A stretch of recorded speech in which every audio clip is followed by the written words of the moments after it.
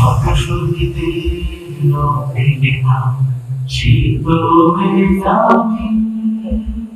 নতুন বছরে নতুন শপথ, নতুন প্রত্যয়। সময় দেশের বৃহৎ ছাত্র সমাজের আকাঙ্ক্ষার বাস্তবায়ন। তাই সারা দেশের সকল সদস্যদের নিয়ে ইসলামী ছাত্র শিবিরের কেন্দ্রীয় সদস্য সম্মেলনে আকর্ষণ ছিল দেশি বিদেশি বিভিন্ন ছাত্র সংগঠন এবং জামাতের শীর্ষ নেতৃবৃন্দ সহ ইসলামী ও সমমনা দলগুলোর নেতৃবৃন্দের উপস্থিতি। সম্মেলনে বিদেশি ছাত্রনেতা এবং অতিথিরা শহীদ শরীফ ওসমান হাদি এবং জুলাই আন্দোলনের শহীদদের শ্রদ্ধাভরে স্মরণ করে। তাদের কণ্ঠে উঠে আসে ফিলিস্তিন ও আল আকসা স্বাধীন করার বাণী। Do not let your revolution be hijacked. Do not let this revolution be taken over. Make sure that this revolution is only for Allah and for the justice in Bangladesh and for the Ummah of Muhammad sallallahu alayhi wa sallam.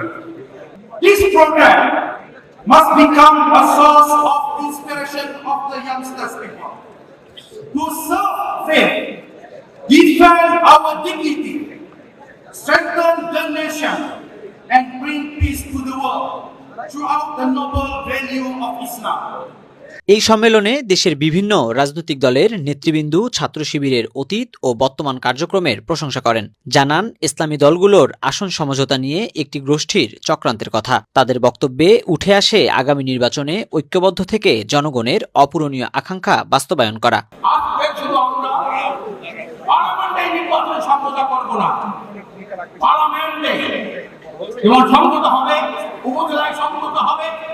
City corporation সম্মত হবে, ইউনিয়নের chairman সম্মত হবে, ওয়ার্ডের member সম্মত করবো।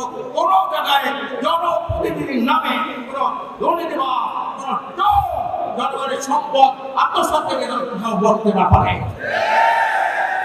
বিগত ৫৪ বছর ছাত্রদের হাত থেকে কলম কেড়ে নিয়ে অস্ত্র তুলে দেয়া হয়েছিল। জাতির উপর থেকে কালো ছায়া না সরানো পর্যন্ত ছাত্র শিবিরকে তাদের আন্দোলন চালিয়ে যেতে হবে। প্রধান অতিথির বক্তব্যে এমন মন্তব্য করেন জামায়াতের আমির।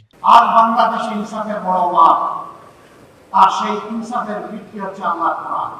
নবী মুহাম্মদ রাসূলুল্লাহ সাল্লাল্লাহু আলাইহি ওয়াসাল্লামের সুন্নাহ। কোরআন সুন্নাহকে বাদ দিয়ে দুনিয়ায় কোথাও ইনসাফ কোন কালে কায়েম হয়নি, হওয়ার কোনো সম্ভাবনা নেই। এই ব্যাপারে আমরা খুবই ডেসপারেট। আল্লাহ তাআলার দেওয়া বিধান অনুযায়ী মানুষের জীবনে শৃঙ্খলা সমৃদ্ধি আমরা ফিরিয়ে আনতে প্রতিশ্রুতিবদ্ধ। আমরা একটি দুর্নীতিমুক্ত, বৈষম্যমুক্ত, ইনসাফ ভিত্তিক মানবিক বাংলাদেশ গড়তে চাই। কেন্দ্রীয় সদস্য সম্মেলনের সমাপনী বক্তব্যে ছাত্র শিবিরের কেন্দ্রীয় সভাপতি নিজেদের শত্রুর কাছেও ইসলামের বাণী পৌঁছে দেওয়ার আহ্বান জানান। ওসমান হাদির খুনিদের পালিয়ে যাওয়ায় অন্তর্বর্তী সরকারের সমালোচনাও করেন তিনি। আমরা কোন ডিপ স্টেট এবং কোন কায়দাবাদী স্বার্থের মধ্য দিয়ে বাংলাদেশকে ক্ষমতায় যাবে, এটাই প্রজন্ম সহ্য করবে না।